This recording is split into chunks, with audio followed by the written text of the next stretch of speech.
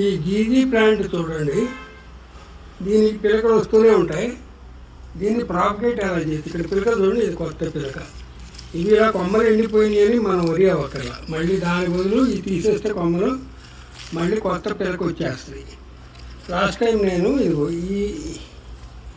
ఈ బ్రాంచ్లో ఒక కటింగ్ తీసాను, తీసి ఒక చోట పెట్టారు, చూపిస్తాను. ఈజీ టు ప్రాపగేట్, కానీ టైం పడుతుంది మీకు ప్రాపగేట్ అయ్యి దాని నుంచి పిలక రావడానికి.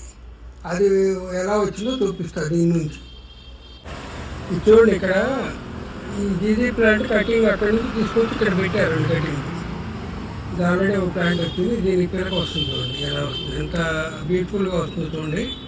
బట్ ఇది 2-3 months పడుతుంది. చూడండి, దీనికి మళ్ళీ పైనుంచి అలా లేయర్గా చూడండి, టెలిస్కోపిక్ మూవ్మెంట్లో అలా పైకి వస్తూ ఉంది. ఇది ఈజీ టు ప్రాపగేట్ అనమాట. జీజీ ప్లాంట్ మనం చాలా costly indoor plant, oxygen plant. దీన్ని ఇలా ప్రాపగేట్ చేసుకోండి. చివరి ఎడ్జీలు కానీ ఈవెన్ లీవ్స్ కూడా వస్తాయంటారు, అది నేను ట్రై చేయాలి. లీఫ్ నుంచి కూడా ఈజీ టు ప్రాపగేట్. మీరు మల్టిప్లై చేసుకోవచ్చు ఆక్సిజన్ ప్లాంట్ని, ఇంట్లో అన్ని రూముల్లోనూ పెట్టుకోవచ్చు. Thank you.